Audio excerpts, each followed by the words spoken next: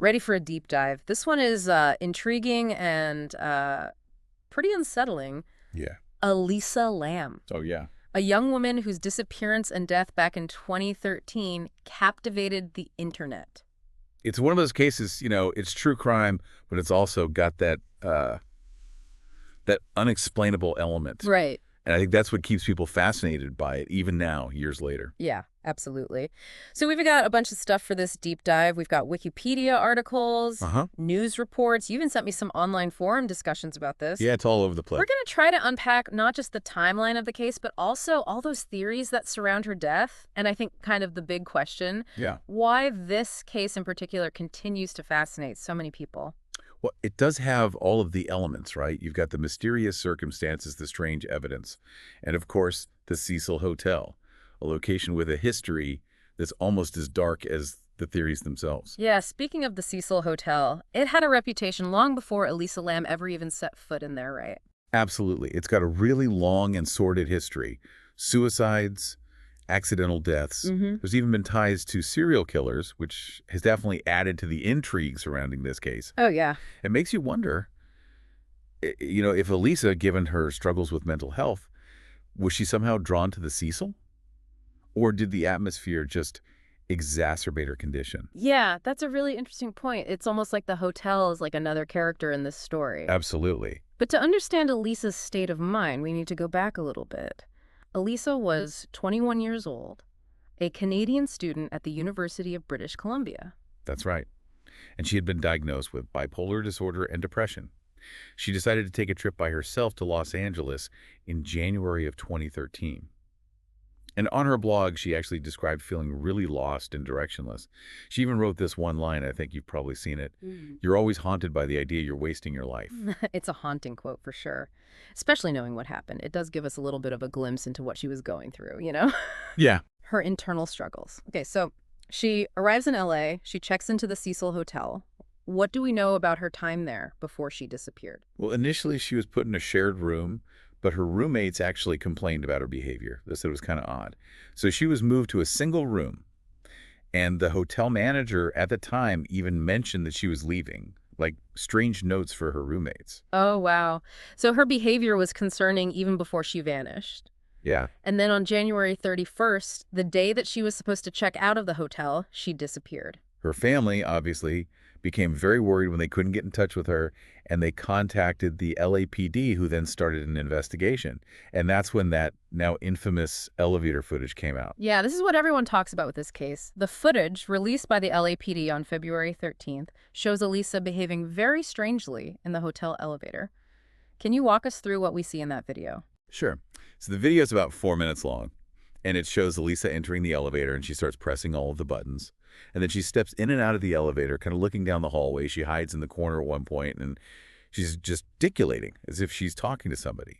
The doors stay open for a really long time, which adds to this unsettling feeling that she might be interacting with someone that we can't see on the camera. It's a really eerie video to watch. Like, I've seen it a bunch of times preparing for this, and it does feel like she's playing hide and seek with some unseen presence. Did the LAPD ever say, conclude rather, if she was alone in the elevator or not? Well, they never confirmed if there was anyone else in there, even though there's been so much speculation online. The video with, seemingly erratic behavior very quickly went viral, as sparked so many theories. Was she experiencing a psychotic episode, something brought on by her bipolar disorder? Was she trying to hide from someone? Was it a prank? I mean, the video itself just leaves us with more questions than answers. Yeah, and this is where the technical aspects of the video, the footage, come in. There have been a lot of people claiming that it was tampered with. Can you maybe shed some light on those claims? Yeah, so there's been speculation online about some inconsistencies in the timestamp, maybe potential edits to the footage. Some people believe that parts of the video might be missing, deliberately obscured. But wouldn't the LAPD have come out and addressed those concerns if there was evidence of tampering? Well, they did say that the footage that was released wasn't the complete raw recording. However, they never actually provided the full unedited version, which, kind of fueled those theories even more. So we've got this unsettling elevator footage, the last known sighting of Elisa, and then silence. for weeks. And the search continued, obviously. Then on February 19th, a hotel maintenance worker made a really horrific discovery. What happened? So guests at the hotel had started complaining about low water pressure and that the water coming from their taps was discolored. So when the worker went up to the roof to check out the water tanks, he found Elisa's body, submerged in one of them. It's just a really disturbing discovery, and the fact that she was found in a water tank of all places just adds to the mystery. Can you tell us a little bit about the tank itself? How difficult would it have been for someone to actually get inside one of these tanks? So it was one of 4 large cylindrical tanks that were on the roof.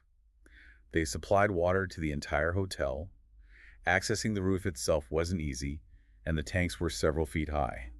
Each one had a really heavy lid that would have taken, considerable effort to open. So how could she have gotten in there? I mean, were there any signs of forced entry or a struggle? Well, that's where things get even more complicated. The police investigation actually found that the doors and the stairs that lead up to the rooftop were locked. They supposedly even had alarms. The fire escape was a possible way to get up there, but still, it was really difficult to access. And importantly, there was no evidence of forced entry on the tank itself. So the question is, if she was alone, how did she manage to get onto a locked roof, open this heavy water tank lid, and end up inside? It just doesn't add up. It really doesn't. And that's where all of those theories about her mental state and maybe someone else being involved come into play. Yeah, this is already such a complex and layered case, and we haven't even really touched on the autopsy report yet. Oh, yeah. This is going to be a really intense deep dive. Yeah, the autopsy, which was finally released in June of that year, really didn't do much to stop the speculation Right. surrounding Elisa Lam's death. Yeah. So the report concluded that the cause of death was accidental drowning and listed bipolar disorder as a significant contributing factor. But for a lot of people, this didn't really answer anything. Yeah, a lot of people felt like that didn't really provide any closure. And there were definitely some things that didn't add up about the report. Some inconsistencies, some missing information that raised a lot of questions. For example, there were some toxicology tests missing from the report. Oh, really? And those tests could have provided more insight into her state of mind Right. at the time of her death. But they just weren't in the findings. So we have this ruling, accidental drowning. Mm-hmm. But the lack of these test results, the circumstances surrounding how she got into that tank in the first place, I mean, it makes it really difficult to just accept that. It's hard to just accept that as the whole story. Right. Right? And on top of that, there's the whole thing with her Tumblr blog Oh, yeah. being updated, With new posts. even after her death. That's one of the things that really stood out to me. It definitely captured the imagination of people online. Like a ghost was posting, Was Right. her phone stolen? Was it hacked? Or did she schedule those posts in advance? It is a strange detail for sure. And, it's possible she scheduled those posts ahead of time Right. before her trip. But the fact that they were released after she went missing, it's just another thing that's unsettling about this whole case. Okay, so let's get into some of the theories Sure. that have emerged about Elisa Lam's death.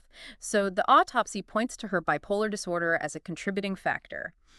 Could she have been experiencing a psychotic episode that led her to the roof and ultimately the water tank? It's definitely possible. Bipolar disorder can manifest in so many different ways. And during an episode, especially a severe one, individuals can experience delusions, Right. hallucinations, impaired judgment, and all of those things could potentially explain why her behavior seemed so erratic. However, even if we do consider the possibility of her having a psychotic episode, Yeah. there's still the question of how she got into the tank. It's hard to imagine someone in that state having the physical capacity to open a heavy lid, climb inside. I mean, it's hard to imagine. Yeah, that's a really good point. And the fact that there's no evidence of a struggle, Right, no forced entry, right, really makes the theory that she entered the tank on her own, right. even during a psychotic episode, kind of difficult to believe. So then there's the theory that maybe she was hiding from someone or something, Yeah. maybe seeking refuge in the water tank. Given that the Cecil Hotel is really close to Skid Row and its history of housing transient individuals, I mean, it's an idea that seems plausible. Yeah, it does. But again, we run into the issue of how she actually got in. Yeah.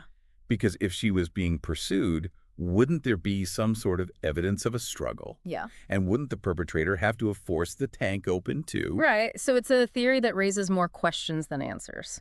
Then, of course, with a case like this that's so mysterious, there are always those theories, more outlandish theories. Some people think that maybe she was playing some sort of deadly game, perhaps inspired by the hotel's dark past. And then, there's the paranormal activity. A lot of people are pointing to the Cecil's reputation for being haunted. Yeah, those theories, while they're definitely intriguing, they tend to rely more on speculation Right. and kind of weaving in the hotel's history Yeah. rather than on any actual concrete evidence. It seems like the lack of answers in this case has really fueled people's imagination. And that's often what happens with mysteries like this. Yeah. When the official explanation doesn't give people all the answers, people want to fill in those gaps. And sometimes those explanations are supernatural or a conspiracy. Okay, let's go back to the autopsy report for a moment. You mentioned earlier there was some missing information, specifically the absence of certain toxicology results. Why are those details so crucial in this case? Well, those toxicology tests could have shown us if there were any substances in Lisa's system at the time of her death. Uh-huh. And that could have given us a much clearer picture of her mental state. Maybe some external factors like drugs or alcohol could have played a role Right. in her actions. So without those test results, it's hard to know for sure. Yeah. So while the report concludes it was an accidental drowning, the fact that there's not a complete toxicology report does leave open the possibility Yeah. that something else might have contributed to, her disorientation. Or impaired judgment. Right. Exactly. So we're Yeah. missing those pieces of information that could have really helped Right. us to get the full picture of what happened. And then there's the mystery of her missing phone. Do you think there's any chance, I mean, if it was stolen, as some believe, do you think it could resurface and provide some more clues? It's possible. Yeah. I mean, you know how it is. Stolen phones. Yeah. They often get sold or pawned. Right. And if the authorities could track it down, Right. it can maybe give us a digital trail of her final days, her communications, even her location data. Wow. So there's definitely a possibility there. But as of now, the phone is still missing, so it's just another layer to this really complicated puzzle. Yeah, the missing phone, the toxicology report that's incomplete, those inconsistencies about how she got access to the roof.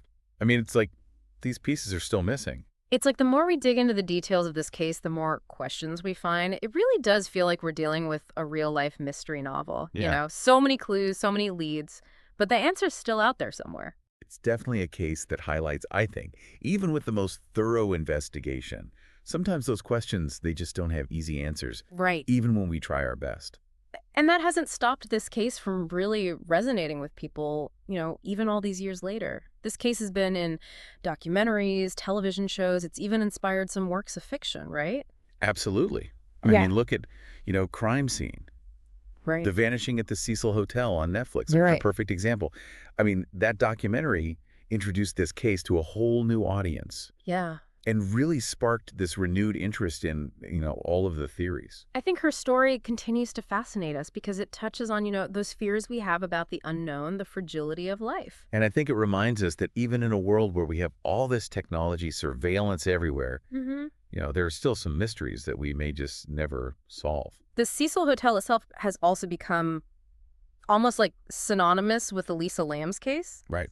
The hotel's eerie history, combined with this tragedy, it's really cemented its place in pop culture. Uh-huh. As this site of mystery and intrigue. Yeah, and even with all of the attempts to rebrand the hotel, try to distance it from all that happened in the past, Right. it's still a huge draw for true crime enthusiasts, those ghost hunters. It's as if the building itself has like this dark energy about it, like a silent witness to everything that happened. Absolutely. Thinking about Elisa's mental state and then the history of the Cecil, it's almost like, I don't know, like those two narratives, they were destined to collide. It seems that way. It makes you wonder, what draws us to these dark places, these stories that really kind of, I don't know, send shivers down your spine.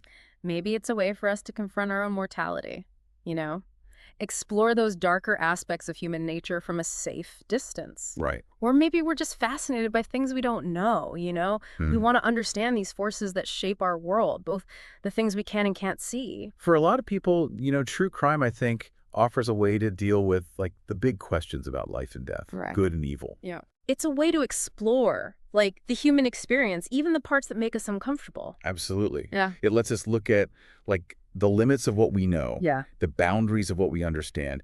And with cases like Elisa Lam's, Right. where the concrete answers We don't have them. Yeah. We're left to think about all the possibilities, to come up with our own conclusions based on the little bits of information we do have. And that's what makes these deep dives, so interesting. It's not just about recounting all the facts and the details. It's about kind of grappling with the mystery, exploring all the different interpretations, and forming our own understanding of what could have happened. Yeah. So as we wrap up our deep dive into the Elisa Lam case, I want to leave you with this. Okay. What parts of this case stood out to you?